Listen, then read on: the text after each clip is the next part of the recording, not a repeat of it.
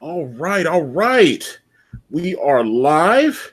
Thank you guys for your patience. And in case you are wondering who I am, my name is Antonio Bryce. I am the creator of the comic book series brand. We are currently on Indiegogo, $69,000, nearing that $70,000 mark. But I have a very special guest with me today. This book here, Jawbreakers Lost Souls, it sparked a revolution, I guess you could say. My next guest is the founder of the Diversity in Comics YouTube channel, founded in 2017. It quickly garnered a huge audience, so much so that he was named to the 2017 Bleeding Cool Top 100 power list. He's one of the most influential people in comics. In 2018, he launched that book that I just held, Jawbreakers Lost Souls, over $400,000. Iron Sights, 120K. Jawbreakers Remastered, another 53,000. He's back again. Jawbreakers God-King, over $85,000. Most of it within the first 24 hours. Ladies and gentlemen, your boy Zack, Richard C. Meyer. What's going on? Hey. So I was telling Antonio before I started, I got to start really high energy because yesterday I did a live stream with Yellow Flash and that Umbrella guy, and I had just driven like 6 hours in the Texas heat with the sun coming in the window, and I was just drained. I had nothing left at all. They were asking me questions. I was like, I don't know. So I'm good. I slept. I stayed out of the heat. I got some food, so I'm ready to talk. All right. So I held up. This is Jawbreakers, which I guess would be, because I know you had the Jawbreakers, the original one that was on Kickstarter some years ago, and it's actually remastered and in this book here. You are so passionate about comics. I think that's and I've noticed when you do your reviews, even when you've had quote unquote beef with someone, if they write something good, you're fair with it. And I always respected that about you. You actually just review the work and it's not personal. I think I strive to be more like that because, but I love your, I don't know. You've been very, people feel like they know you. They feel like when they watch your channel that you're just like their buddy that they can sit down at a bar and have a beer with. So I think that's what initially grew your channel, because you just seem very relatable. I mean, tell me about you, Richard. I want to know the real you. Well, yeah. So I just, it's real simple. I just really, really like comics. It's a lot of people try to come up with complicated theories. They're like, no, I'm just like a guy who, my favorite thing used to be to ride my bike like 3 miles. It was literally, that old thing of, it was uphill to school. I used to live in Nebraska, and it was 3 miles, and it was steadily uphill for 3 miles, like maybe flat a little bit, but it was like 3 miles of an angle in the heat in Nebraska on a bicycle. And I would go to the comic shop like every 2 or 3 days. I love comics. So I've gotten in and out of it, mainly because of either poverty or being deployed. And then I came back like in 2014 to like actually being able to afford comics and go in every week. And things were just weird. And I was like, it's just got to be me. It's because I was out for a couple of years. I just don't understand. Things are like, because I'm being told Captain Marvel is incredibly popular. I've heard that. Leading Cool, Newsarama, CBR. And then I don't know if you remember 2014, I would swear there was a new Captain Marvel poster every single month. They give those posters out to the stores. So I was just like, okay, Captain Marvel. I mean, I just remember her being like a ghost inside Rogue's head, but I guess she's the biggest. And then I didn't even check the sales until like 2 years later. And then I was like, oh man, I've been bamboozled. They've been lying to me for 2 years. Yeah, they got me. I was feeling bad because I didn't like Captain Marvel. I was like, everyone likes Captain Marvel. It's so popular. It's like sales like 21,000. And this was like 5 years ago. And I was like, oh, So then I just started noticing, I was like, man, there's a lot of weird stuff. So I started talking about it. So I kind of think the thing started out big at first because I was just talking about the things that other people weren't talking about, either because they didn't know, like they didn't check the sales figures. So they just thought, oh, it's just me. I don't like these comics, but they're doing great because all the shill media sites say comics are doing great. Everything's doing great. But it wasn't doing great. And then the whole thing with the election happened. And then like the brakes were off. Like it was like you say, cleared hot, like we would say on the range in the military. Like it was literally the fans are the targets and the pros can just attack because you're angry about the election. So it was like, being lied to about things that are successes like 2014, 2015, and then 2016, especially to 17, like the behavior of the pros. It wasn't just like unprofessional. It was straight up antagonistic. Like they were actively attacking people and then bragging about it and like high-fiving each other. It's like I remember one time talking to who was it? Kyle Baker. And I had been like Facebook friends with him for like 5 years, and we had DM'd a couple times. And then he would just, it was like 2016 and he just went off. And I was just like, I tried to be like the calm guy. And I said, like, I've been your fan since like 1988. Like, do you really want to push away a fan you've had for math? Okay. 88 to 98, 98 to 2000. 30 years, let's just say 30 years. Do you really want to push away a fan for 28, 30 years because, you're angry about the election? And he was like, yes. I was like, that makes no sense, So yeah, so I started talking about that. Everyone went crazy. They said, make a book, put your money where your mouth is. I did that. They went crazy. And then the other thing, the thing that's the latest, probably the latest deal that I just realized is they said this to everyone. They said this to Mike Miller, Doug Tenopel, me. They're saying it about Ethan Van Sciver. They say, your first one is big. That's a flash in the pan. You can't sustain it. It's not a model that you can prove over the years. Mike Miller did like 25, 30% more on his second one. Oh, yeah, big Doug time. Tenopel did 300% of his last one. Right now, I'm kind of in the middle. I'm tracking 175% of my last one. So everything they said was fake. It was, they tried to destroy people for making books. Eventually, if I can ever have a normal, conversation with Mark Waid, I'm going to tell him, eventually, you're going to have to realize you're going to live in a world where people who you don't like are going to make books and sell them, and you're just going to have to deal with that. Oh man, there's so much to unpack there. So let's go back to 2017. You started the Diversity in Comics YouTube channel, and I subscribed in like July of 2017, maybe early August.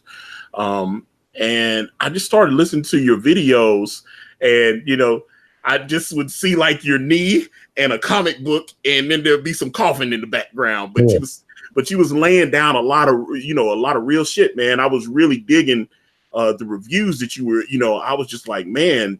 And then you were doing like comic book hangouts and stuff all the time, and I was really, really enjoying your content, and it just seemed like it really inspired people. There are a lot of people that are doing YouTube now that are clearly your children, and they admit that they were inspired by you. I think when I started this channel, I was trying to copy you, and I was like, I can't be Richard C. Meyer. I just need to be Antonio Bryce. I can't be you. I was like, whatever it is that however you flow, the way you flow, that's you. I just, and that's why I started just doing what I do. And I think once I started doing that, it helped me. I started out with 15 subscribers, and now I got over 2,900 just from working and and just bust my ass and doing what I do. So but I definitely tried to copy. I was like, let me just do exactly what Richard does. That seems to work, and I don't think it was authentic for me. And I love comics, but it just wasn't. I was doing like comic reviews. I was like, well, Richard does modern comics, so let me go back in my like old basement comics and stuff and pull comics from like 25, 30 years ago that, that I have like a couple of boxes that aren't bagged and boarded. And I would just pull up old issues and I would just, and I'd try to do that. And it just wasn't, and I was like, yeah, 3 people will watch them. And it just wasn't working. But I don't know. I mean, you worked really hard. Now that I have a YouTube channel, I know the work that goes into it. And so not only did you hit something that really sparked the algorithm and got people knowing and talking.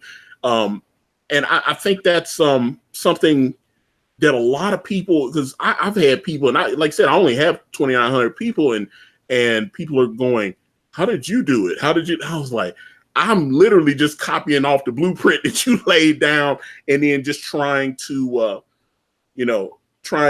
maybe add my own little flavor onto it. But when you took that and then the next step, what brought you to the next step? I know you were saying that they were like, well, you guys don't have books. You're just talking about what we're doing. Put your own book out. But you'd already had Jawbreakers on Kickstarter originally, but something made you want to do Lost Souls. So what brought you to that place? Well, I mean, I'd done comics on and off actually since the 90s. Like every 3 or 4 years, I'd do something. And I was in the military, so I just, it was just like a free time hobby. And then I actually had like a bad experience in 2014 that I didn't even try to do comics. Me and a business partner, we had spent 2 years and all this time doing a digitally painted a graphic novel about a battle in the Korean War. And then it went into Diamond Previews and it was 120 pages for $20. And they put in the catalog 20 pages for $20 and nobody ordered it. And that was just like, I just wanted to just go walk out into the desert. You know what I mean? Like, I was just like, I'm done. I was still reading them though. And then I did in like 2015, it wasn't that long, probably about a year. I was just like, screw this. But then later in 2014, I got the idea for Jawbreakers. I did a Kickstarter in 2015 and it didn't do that good because, back in the day before there was this whole like social media ability to really promote yourself, like you were just throwing stuff out into the wind. I remember back 5 years ago, getting $3,000 on a Kickstarter was amazing. You'd be the guy that people would come to. How'd you get $3,000? And now, like, people get 12,000 and they feel like disappointed and betrayed. And I just want to say, like, things have improved in the last 2 years. Like, an average, successful is like quadrupled what is considered successful. And so, but I did that, and then since I only made like 3,000, I couldn't afford to hire anyone, so I had to do it myself. And it took me like a year and a half to finish that, and it was late. But I liked the story, and then when I started, getting money from the channel, I was like, and then I did a Patreon to do these little like fan things. I was like, I think I can finance this. I think I can finish that Jawbreaker story that I got back in 2014. So the biggest thing was finding John Malin. I don't even remember how we started talking. Maybe he went on Ethan's live stream or something. I remember that interview. What was that? What was the guy? Daryl Ayo, I guess. Maybe I'm saying his name wrong. I remember he was the guy kept saying Ethan was a Nazi, blah blah blah, and all this kind of thing. And then I think him and John had some kind of little thing on Twitter, and Ethan had John on and tried to get Daryl on, and Daryl didn't want to come. And then I listened to the stream with John, and it was great. John was very compelling. I'm sorry for interrupting, but I have just you blew my mind. Are you saying that 400,000, 100, 500? Are you saying like $600,000 in sales is due to Daryl Ayo sparking all of this? No, I am not saying that, but I just, man, I don't know. It's maybe, I don't know. He might be indirectly because that's where I first saw John was when Ethan had him on. And then, like I said, and then next thing I know, you guys were working together and Brett R. Smith. And I was like, wow. And you started showing some of the preview stuff. And I was really excited when I saw the first big splash page. I guess it looked like the Eiffel Tower, and there was like a Godzilla type monster, like impaled on it. I was like, man, John was killing it. And I saw his Cable stuff and some of the other things he had done at Marvel, and I was like, oh man, this is. Now, to be fair, I did not see a $400,000+ book, but I thought I was like, hey, at that time, I think when you launched, you had at least 45, 50,000 subscribers, at least. I think I had like 60,000. I originally wanted to wait until I had 75,000 to launch, because a lot of these things are just real simple numbers. You have engagement of this percentage, and 10% of the people are going to actually, fork over some money for something. So I was like, if I have 75,000 subscribers, maybe I can have 7,500 backers, and then I could, we could afford a really nice a book. But John Malin is like the key. Like when he got on, you know what? I remember this. It was I was so. Because I didn't even know about John Malin until like that October when all that stuff happened you talked about. He had done a lot of stuff and I just never seen it. He was doing Cable and that was really good. Yes, so I picked up that. That was an awesome run. And then people start saying, talk to John Malin. And you know how sometimes you get ahead of yourself. But then I got so excited. I go, if he turns me down, I'm just not going to do this. Like, I can't see this. Now that I already have this in my head, I can't, like, everyone is just going to seem like nothing compared to him. So he said yes. He had this, like, great, it wasn't just input. Like, he was, like molding the story. He'd be like, yes to that, no to that. And he was very emphatic. He's like, I'm not drawing that. I will do this. At one point, the giant ape, they were going to hide him in a barn. And then he was going to pop out, and like the barn was going to be like a bulletproof vest on his chest. And he was going to have the barn door as an eye patch. Oh, and John was like, I'm not drawing that. He goes, I'll give you a cool King Kong type of character, but I'm not drawing this silly Billy stuff. So, all right, cool. No, I got to be honest. This thing, when I've talked to John, obviously, I've probably talked to John about 50 times. He's been on his channel, and I've been on his channel a few times. And one thing I've always, when I've talked to him publicly and privately, I've always liked John is straight up. I just like, you know exactly what you're getting with John Malin. Oh yeah. He doesn't mince words. It's just, I like that. That's old school to me. That's the way that's the way I've always thought men should be when we deal with each other. So, that's why I always like and respect John Malin. So yeah, he's a straight shooter. You don't get a lot of bullshit with him. So he reminds me of like a foreman or something like that. You know what I mean? Like, it's very like blunt, blue collar. Yes, no, there's no like, you never go, I wonder what John, you never walk away from a conversation. Like, I just don't know what John meant. He was very big. No. It's very emphatic. Yeah. And then his art is just so good. We did Lost Souls, and then I think he had already started on Graveyard Shift, and then I think he went back to finish it afterwards. And that was great. That whole form factor is, the packaging and the card and everything, that was fantastic. So he's launching his on next Tuesday, I think. Yes, Tuesday, Graveyard Shift.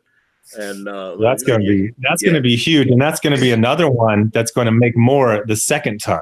Like, he made, I think, I don't remember, something in the 100,000s. And I know this because the word of mouth was so good. Oh, yeah. And also, I think he had the bad luck that he launched his before any of the others had come out. So people started getting a little nervous. They're like, I don't know. I've backed all these things. I never got anything yet. But now people are getting all their stuff, I think it's going to loosen up the wallets for people. Absolutely. And not to mention, he'll be the first one to tell you, he shut his campaign down. He could have, while he was in print, the book was not in demand anymore. He completely shut the campaign down. He probably could have made another 10, 15 grand if he had left it open. Or more. So one of the things that and I did this before and I'm going to stop it, is I said, I need a hard number to give to the printers. So I need to stop it. The deal is that a printer, if you got any kind of a high number, you're doing at least a couple thousand. You know, they'll say whatever, $3 per trade, but then that extra 1,000 afterwards, they'll give it to you for like nothing, like $1. They'll throw you some Because more. and it's just one of those things where it's just like you think about it and you go, oh, I'd be stupid not to do it. So I think my new thing is I'm going to do in demand, but it's going to be for that extra 1,000. And that might take a year to sell, but that's fine. It's just going to be in a air conditioned storage locker. It's not, for $50 a month. That's not a big deal. Absolutely. All right, let me got a couple of super chats. Let me see. Michael Easterwood, he says, have you seen Kurt Busiek railing against some fan of the Punisher on Twitter, calling him a serial killer when I always considered him to be a prolonged spree killer? What do you think? So you got a little auto-tuned at the beginning. I couldn't really understand you. Well, I mean, I can say from he was asking about Kurt Busiek talking about giving his thoughts on the Punisher. And I definitely don't think Frank Castle is a serial killer. I've never thought Frank Castle was a serial killer. I think Frank is very deliberate in what he is doing. And I mean, obviously a vigilante, but he doesn't get off on the kill, at least not to me. When the stories that I've read, it doesn't seem like he's like, oh, I've got to kill. He's not Dexter where he has to feed the dark passenger. I think the Punisher is doing, he's got a war on crime and he's fighting it. That's my thoughts on how I see the Punisher. He's not a serial killer in any means. Yeah, that's a good point. There's no real enjoyment or compulsion. I mean, well, there's a compulsion in that he looks for it. Yes. But there's not a compulsion. There's not any kind of, like you said, thrill out of it. He seems kind of, it's very blue collar, he's just taking the trash out to the curb. Let me see here. And then I've got another one, Andrew Huerta for $5. What's up, Andrew Huerta? The creator of Sovereign, which I believe he has shut that down on Indiegogo now, but I'm thinking that's not open anymore, but if it is, please back it. What's up, Antonio? What's up, Zack? Back Jawbreakers God-King now. Thank you. Yeah, so I backed Sovereign, and I'm very excited about that one. Let me see here. Yeah, Sovereign. Yeah, Andrew's been showing some really cool art in the private chat, and I'm like, yeah, I'm digging it. Let me see. SV, he sends super chat for $2. He says, Zack, metal prints of knife hands would look sweet. What kind of prints? Metal prints. I've been seeing. I've been scared to do those because I'm afraid of the weight, the extra weight. I'm not sure what a metal print is.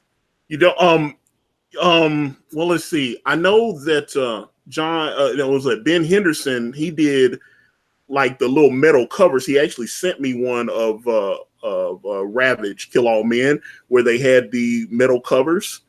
I mean, and Mike S. Miller just sent me a metal print of, but I mean, it's bigger than 11 by 17. It's a big metal print of the Flash, and I mean, it's basically like 10, kind of flimsy, but I mean, full color, all that. And I've seen that it comes into smaller sizes, but I've always heard that when you ship them, that the weight is what, that's what, shipping it to you, the weight alone, I've heard can be expensive. Oh, is that like chromium? Yeah, but I mean, it's actual metal. It's, yeah, I don't think I'd ever do that. I mean, it's a cool idea, but one of the things about, especially when it took me like 9 months to get Lost Souls out, because I had to teach myself every single part of having a company from scratch, is there's a lot of things that don't seem like a big deal that become huge. And weight is a, no pun intended, huge factor. And it's one of those things that you never really think. You go, well, what's the difference between 100 pages and 120 pages? Well, I'll tell you a couple of things that make actually 100 pages preferable. 100 pages gets into those triple digits. When you feel a 100-page book and a 120-page book, you don't notice the difference. But that could be the difference between under a pound and over a pound. And that jumps up another, 40, 50 cents. And then you extrapolate that towards tens of, 10,000. And it becomes a big deal. So That's one of the fun things about, fun afterwards is learning those lessons. I mean, Doug Tanapo learned a big lesson about weight. Oh my God. Yeah. $20,000 a lesson. So he course corrected on that on the next one, and he just told him straight up. He's like, "Hey, this is what happened to me last time. Like, you guys like hardcovers, I like hardcovers, and this is the reality of hardcovers." Yeah, and I'm like, and I know from my talking to Doug, I know he lost a nice little a bit of cash, especially on that international shipping. Now, I noticed that on this campaign, and I noticed on Mike S. Miller's campaign, the shipping went down considerably. Yep. So that's a good thing. Tell me your thoughts, because obviously I'm pretty sure all yours have been fulfilled so far. Maybe you might have a few stragglers on Lost Souls or Iron Sights or anything. Oh no, I'm completely fulfilled as far as information given to me by the backers. So as you know, the deal with Indiegogo is you have to finish one before you do the next one. Yes, sir. With some exceptions, they tightened that down, I believe, late last year. So, but the other thing is they also changed this rule where they keep like 5% of the money in reserve. They give it to you 6 months later, and that's for all the refunds and the stragglers. Because and I'm sure you heard about this as well. You'll put a book out and you do like the update, check your address. Okay, it's going out. It went out. Did you get it? Did you get it? And then there's always someone who emails you like 8 months later. They go, "Hey, where's my book?" And I'm like, "I got a refund for you. There's no books." But yeah, so I'm 100%, met all my deals. But one of the things about the previous is, a lot of stuff is just guessing. I had seen this guy, Mark Andrew Smith, probably like 7 years ago. He did this book called Sullivan Sluggers. It made $100,000, and that blew everyone's mind. And then it went from like December to January. The international shipping jumped up, and he lost his shirt. He said hardcover international, and I think the deal was he was living overseas, so America was international to him. So I said I'm going to have to estimate, but I'm going to learn. So I did. I fulfilled Iron Sights myself, like all in the mailing. Trust me, I was watching those videos. Yeah, he was putting that work. Was 3 months, all day, 6 days a week, to get out 3,300 books. But I really got to know what the actual prices are. So that's when I went to a company. Like, there was no guesstimating. I knew exactly what everything cost. So in that way, I was able to adjust things down. For the domestic, I got it. I think it was like 10. I got it down to 5. For the what do you call it? For the international, it's like 15 for one book, but it's only 20 for 2 books. So I started this tier that is oh gosh, I blanked on what it's called. I think it's called a 2-pack, and it's 2 books, and that's the one recommended for people overseas, because instead of paying $20 of shipping, you're going to pay like $10. Okay, and got some more questions in the chat. Now, let me show you this. This is actually the metal print of the Flash that Mike has made. Now, as you can see, this bad boy here, it's magnificent. He signed it, and all this. But I got it because SV says that he's asking if you could possibly sell the prints on their own and not as a backer reward, because I would definitely recommend charging for those, because I see some people charging like $50 to $100 for prints like that, the metal prints. That looks amazing. So now that I know what it is, it's definitely a possibility, but it would come at a premium most likely. And the other thing is, I'm still kind of like new at this. This is it's my 5th campaign of Indiegogo, but it's only my 3rd original product. So I would say the remastered was literally the first one where everything went right. The print file went right. I got it out on time, and the shipping went right. So I don't want to get that crazy with a bunch of extra things that aren't a book until I just really like hammer it with the books. All right, so we got some more questions for you. Let me see. Saggy Bones. Idea for Zack. Stretch goal is to change the channel name back to Diversity in Comics. Zack doesn't care about how his channel is named, so why not? Yeah, I'm just gonna keep it how it is. I like it how it is because I think now it's more focused on content over controversy. Well, let me ask you this though, because I have seen some people have complained that the channels, it seemed like it got a little tame. I think you found a balance now, but when you originally changed the name, yeah, it definitely seemed like you had kind of backed off a little bit, and you was just kind of like, I'm gonna do something different. And I wasn't sure exactly what was going on, but now it seems like you're back in your rhythm again. So yeah, so basically I figured out a way to say the same things without getting myself hemmed up. Aha. So for a little while I wasn't sure how to say it, so I had to pull my punches. I think I'm hitting as hard, but I'm following the rules. I'm not doing any kidney punches or anything like that. I got you.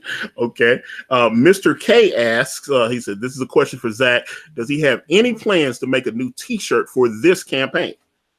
I don't because I had a t-shirt level for Lost Souls and it did fine. But the t-shirt ends up being a problem with logistics.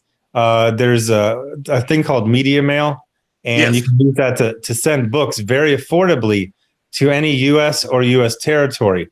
But they have some pretty strict rules. Like it can't be a bunch of stuff and a book. It can be like a book and a poster, a book and a little advertisement, a book and a note that says thank you, but it can't be multiple other things. So what ended up happening is we had to mail it in 2 different packages, and then that we're doubling the postage.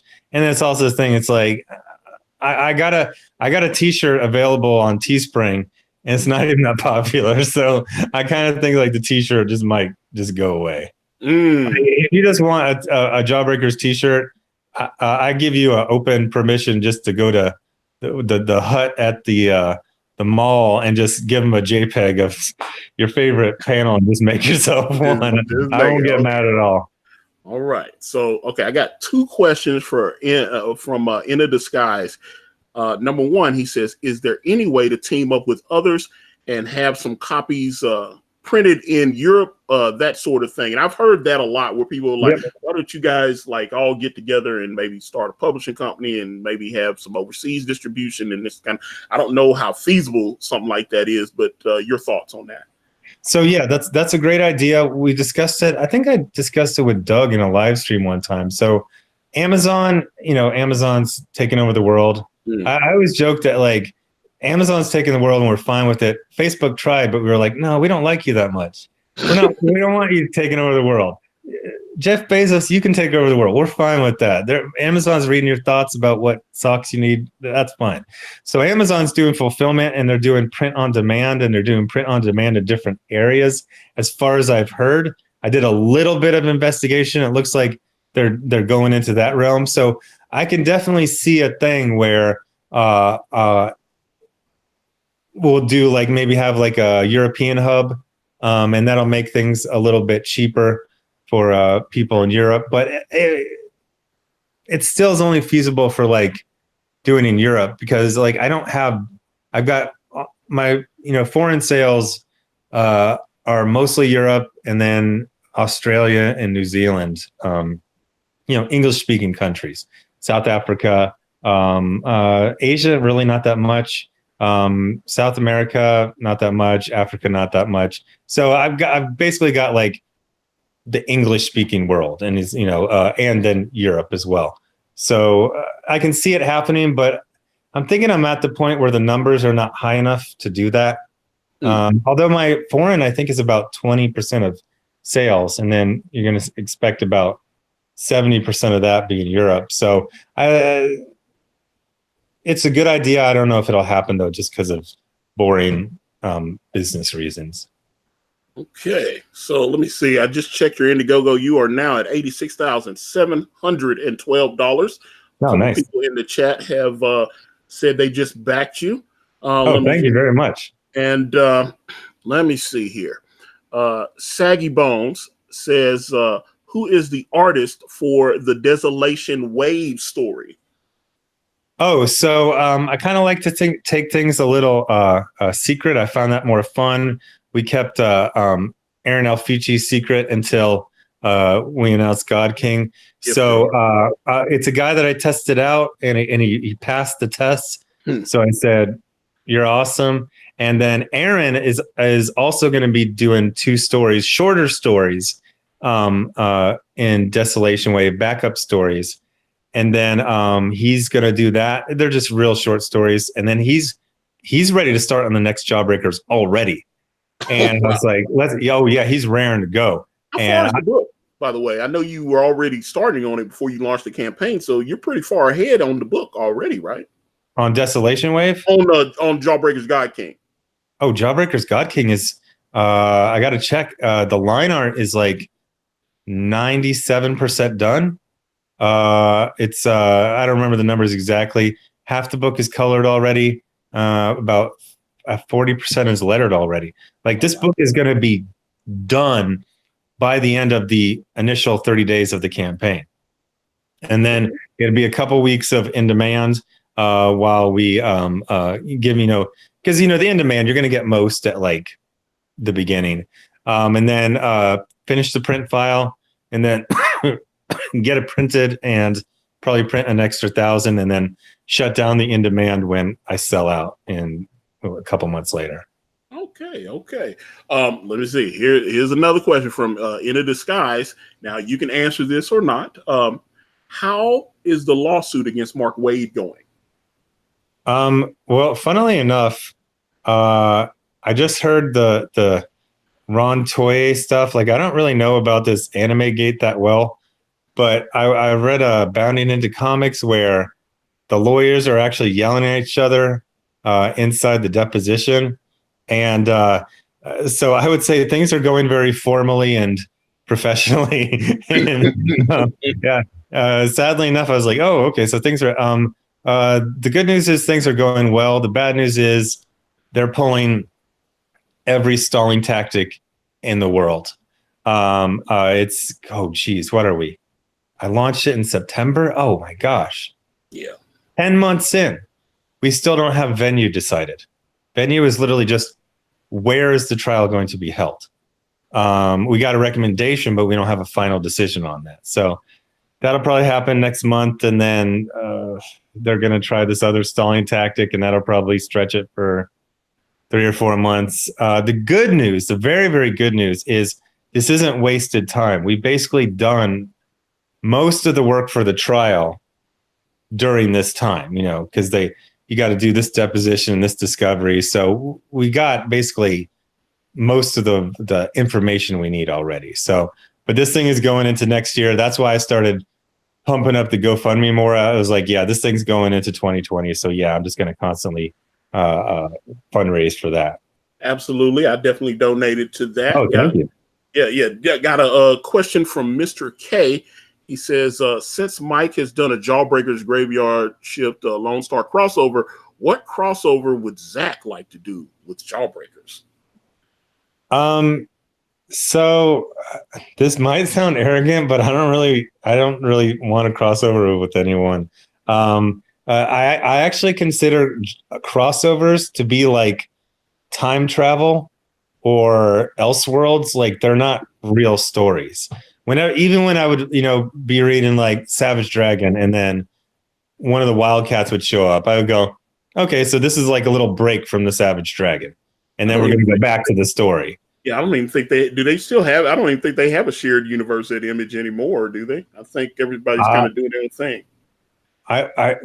So they had a shared universe. For a while, it was fairly. Yeah, I have no idea. I mean, obviously Spawn and the Youngblood stuff, where they were all in, because Chapel and all that, they were obviously in the same universe. Yeah, and but then, like in the movie, it wasn't Chapel because they couldn't get the rights to Chapel. So I always consider that to be like different universes. Like Mike asked to use the Jawbreaker, so I was like, yeah, cool, but not to cut his legs out from him. I consider that like this other Jawbreakers from like another timeline. Like, so multiverse. Yeah, exactly. They're like a multiverse. Even though I was like, I was telling them stuff. I was like, because I don't want confusion. So I was like, you can use them, just run it past me. So I make sure nothing like. So it's like they're exactly the same, except for it's a different dimension. That's my head canon about it. Okay, that's fair. That's fair.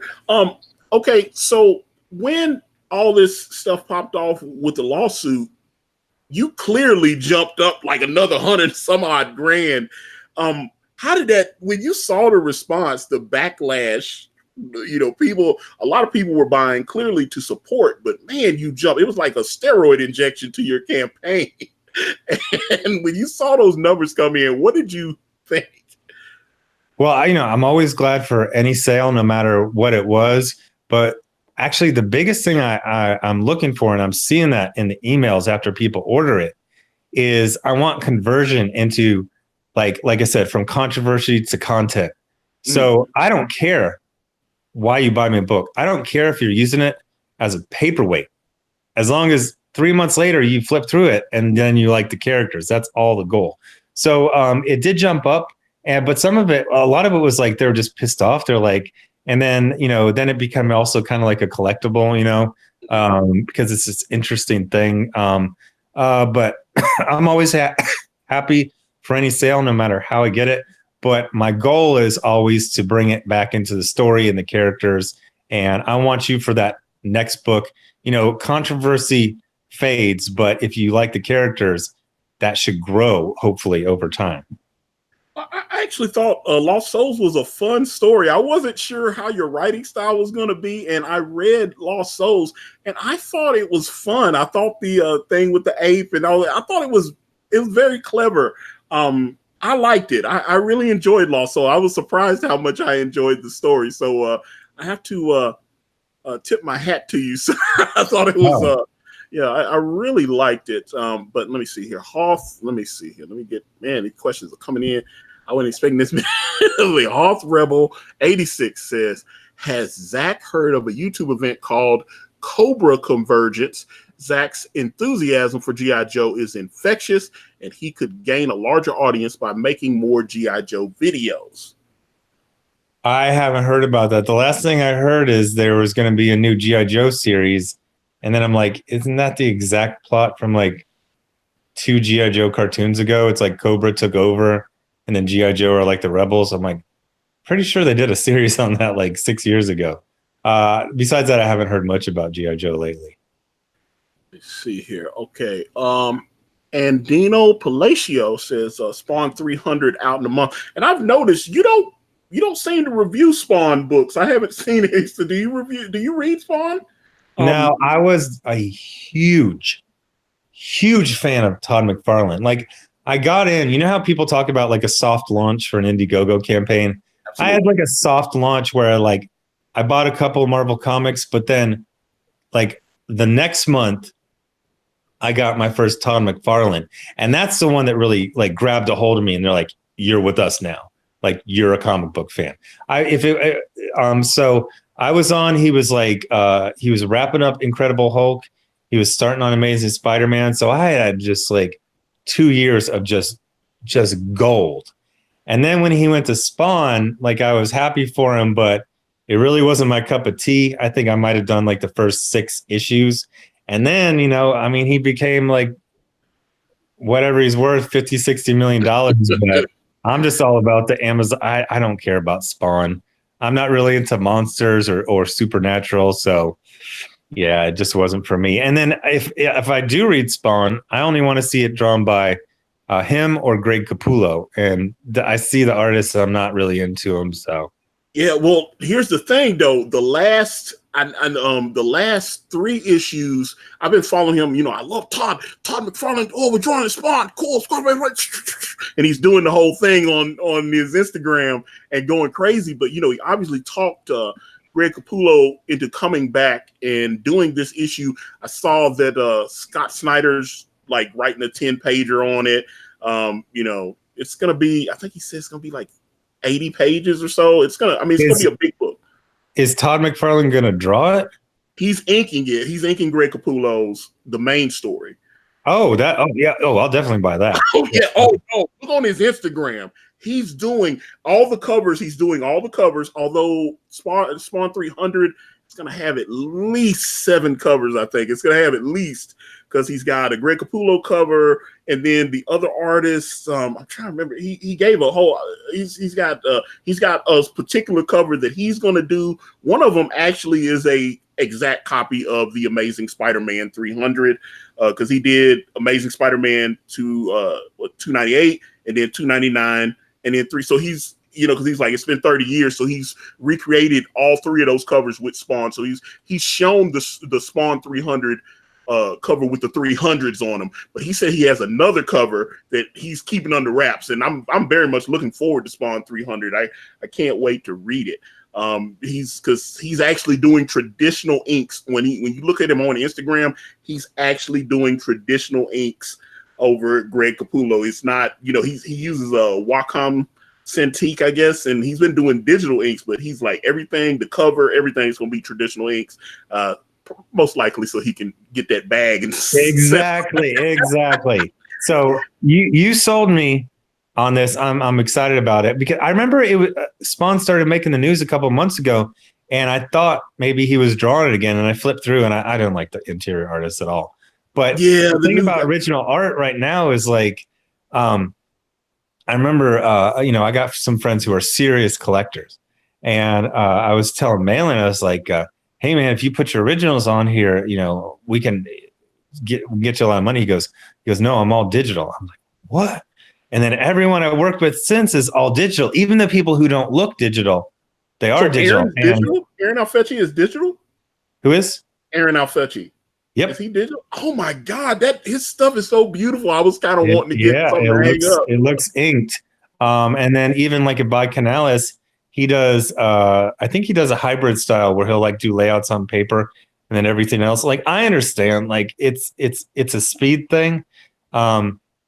But I know like Mitch Gerads, I think everything he does, he'll print it out and then ink at least a couple pages that are like, he knows he can sell for a lot of money.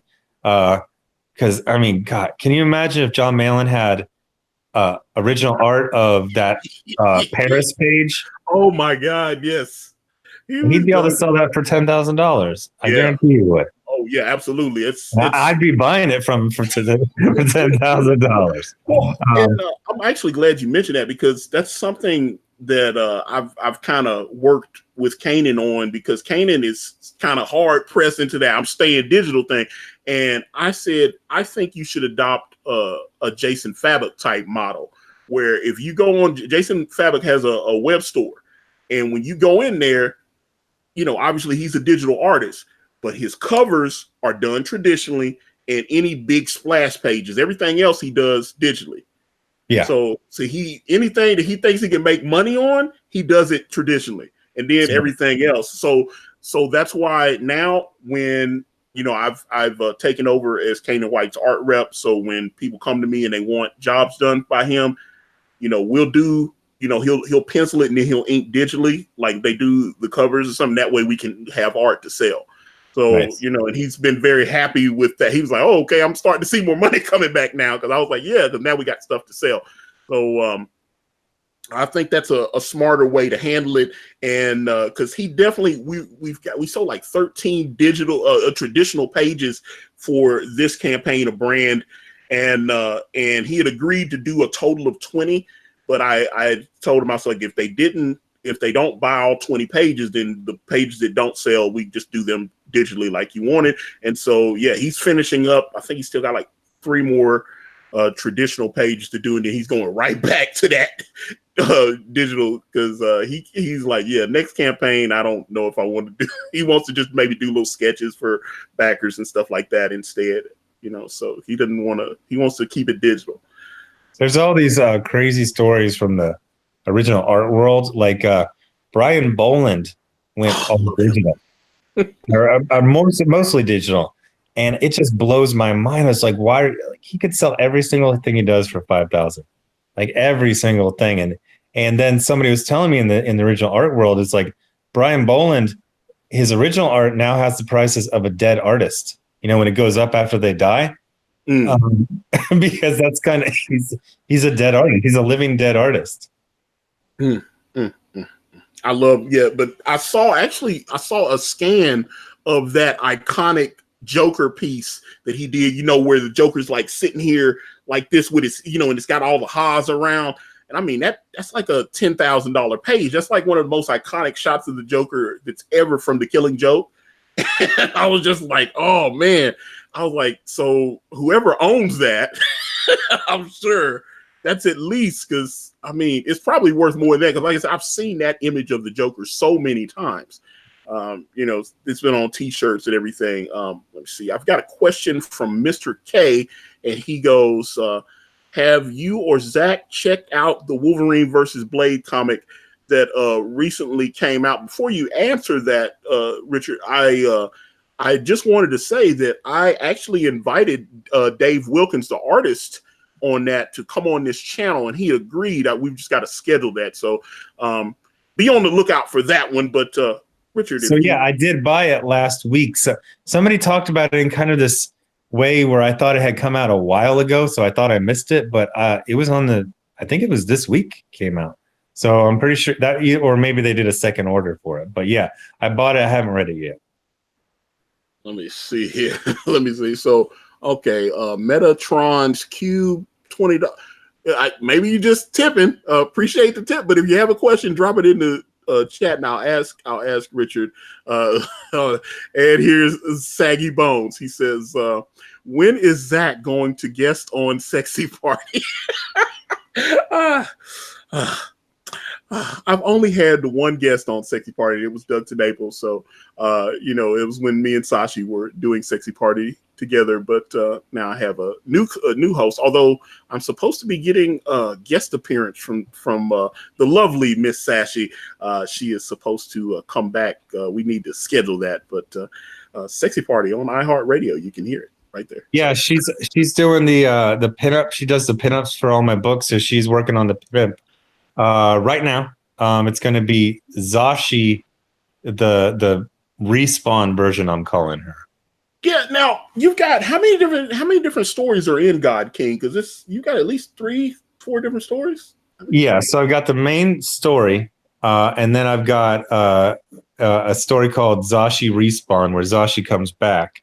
Then there's Devil Dog Origin, written by Chuck Dixon, and then there's a preview story for Desolation Wave, which is the sci-fi book from next year. So it's one main story and 3 backups. Okay, because I mean, books like what, over 100 pages, more? How many pages total? So originally I had planned on making 100 pages because of the weight thing I was talking about. I was saying that's probably going to be the model. I think it's going to be more because Aaron's got all these like portfolio or like not commissions, but you know what I'm talking about. You just draw a cool picture of Silkworm. And then people they got really excited when we did the reveal on him, and they liked the black and white pages. So there's going to be a black and white art gallery with him. And then there's some, so I think it's probably going to be about 110 or so for the whole book. And just one cover, you don't do all that variant stuff. And I don't think I'm ever going to do variant covers, because my thing is, I'm a big, movie buff, and I don't care what Ridley Scott said 20 years later. Whatever went out to the movie theater in 1982, that's to me the real version. So whenever I go and I see 4 covers, when they're like, oh, this is the bootleg director's niece's cut of Blade Runner, I was like, get out of my face. Blade Runner has a voiceover by Harrison Ford, and that's Blade Runner. Boom. There's one Blade Runner. Oh, I'm probably going to get that Zack scowl, because I've got, for my next campaign, which is Brand Way of the Gun, we have 6 different covers. 2 from Kanan, and then I've got Matthew Weldon, I've got Elliot Fernandez, and I've got 2 other artists that I will reveal at a later date. So there will definitely be 6 different covers for my next campaign, which I know is a Zack no. But hey, you don't need 6 covers. I'm sure you've been killing it. So, man, thank you so much for doing this. This is no problem. yeah, this has been a fantastic conversation, guys. Richard, is there anything that you want to say to all the guys and gals out there watching and listening, and that will hit the playback on this later? Tell them about God-King and why they should back it. Okay, great. So and so I'll probably clear up some confusion. So my book last year was called Jawbreakers Lost Souls. It had the Lost Soul story that was just like a one shot. And then after that, it had 2 other stories, book 1 and book 2. That was actually book 1 and book 2 of the God-King storyline. So then at the end, they get, oh geez, what happened? Yeah, so they're like halfway through the story, and it ends on a cliffhanger. So my book right now, God-King, it's the culmination of that storyline. Now, some people have said, am I going to be lost if I didn't get Lost Souls? No pun intended. And you're not, because I commissioned this fantastic artist, and I'm going to probably reveal this next week. He did digital art, 3 pages of a summary. So it's going to get you all caught up to speed with some brand new art. It's not just going to be like, just show you the panels. This is new stuff. Fantastic. So God-King is a story about the Jawbreakers. They're these superheroes who kind of got outclassed. I always describe it as like, imagine if like Spider-Man and Daredevil, imagine if the next generation, it was all Dr. Manhattan. Like, nobody needs you anymore. You're useless. Like, what do you do?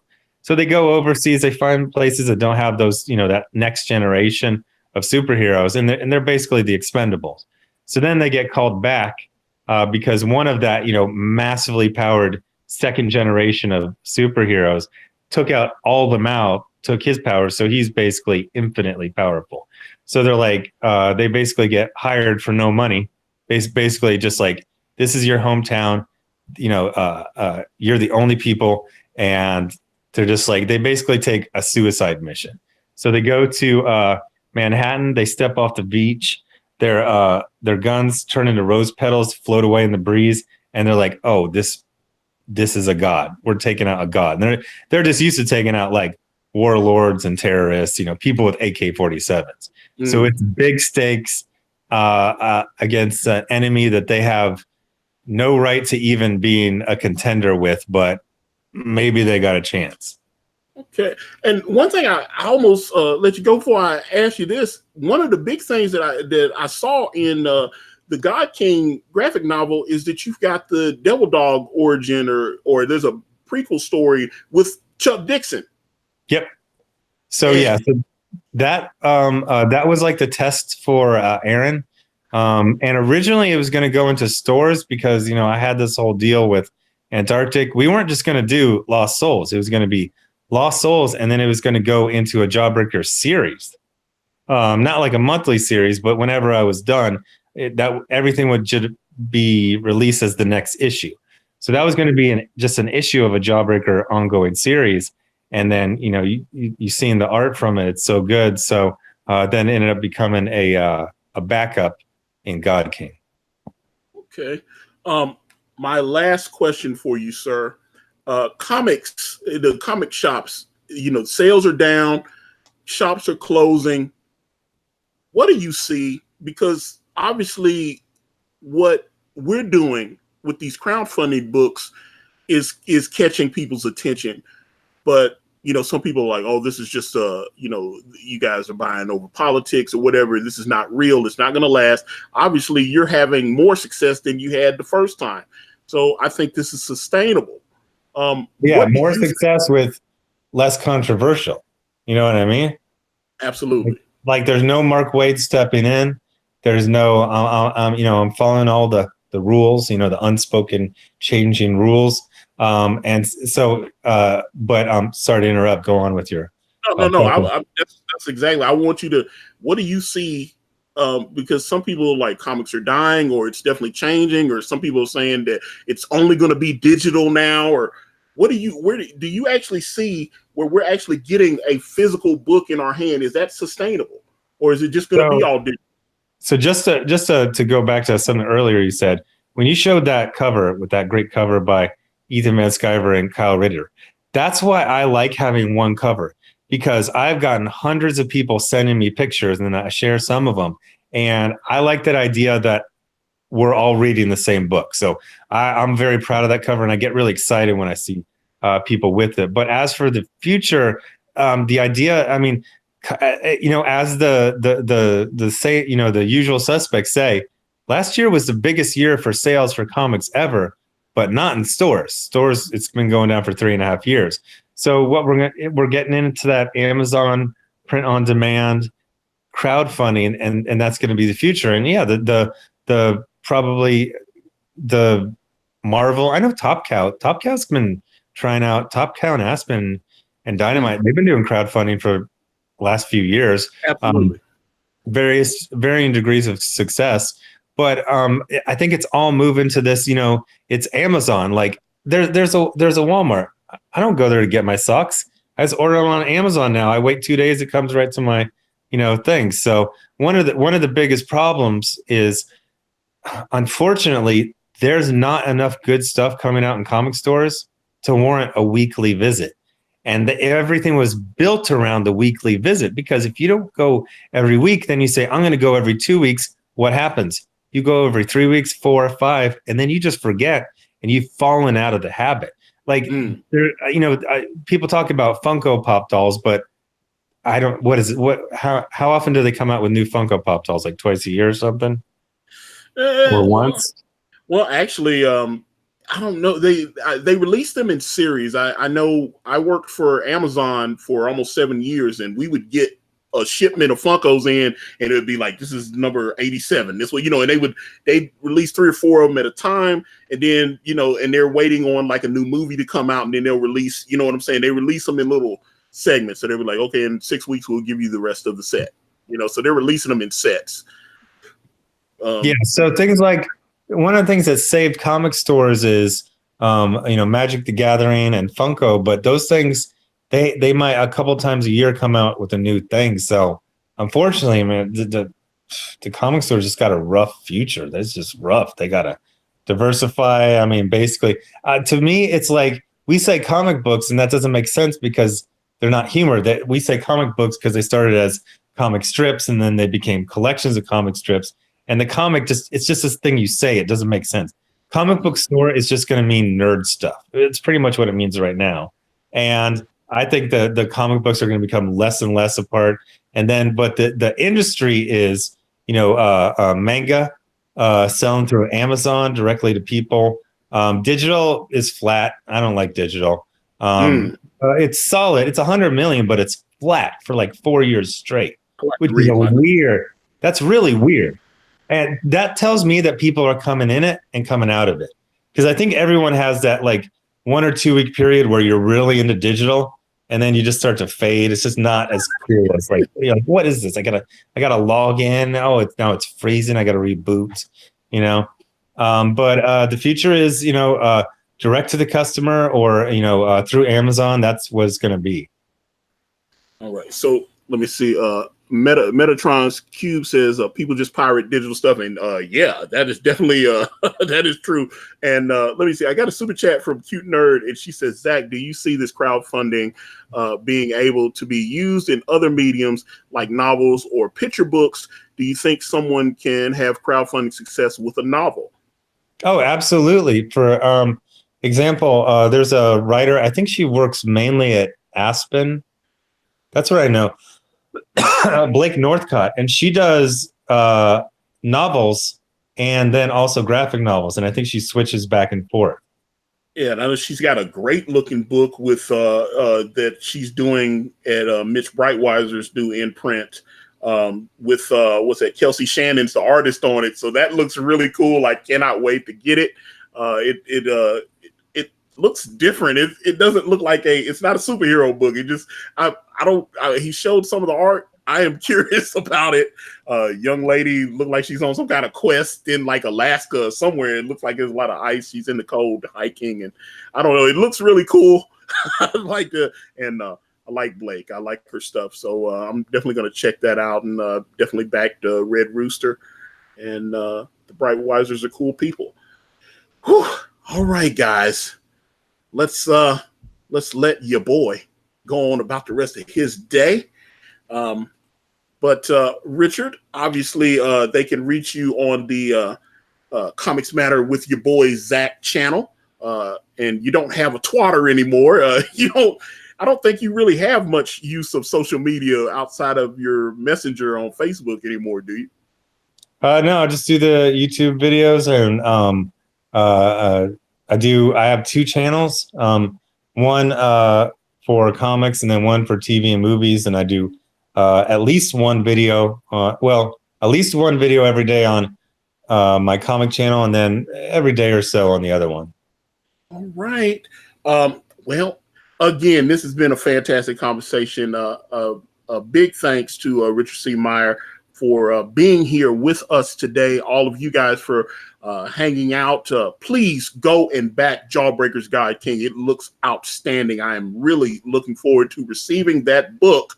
But with that being said, I'm going to wrap this video up. And if you guys want to reach out to me, I'm on Facebook, Instagram, Twitter, and right here on this YouTube channel. Everywhere is at Akari Press. And if you type in akaripress.com, it will take you directly to my Indiegogo campaign for my comic book series brand with the phenomenal Kane and White. We're on Teespring. We're on Amazon.com. The links to those are in the description. Thank you guys so much for watching. Back Zack. I'm out.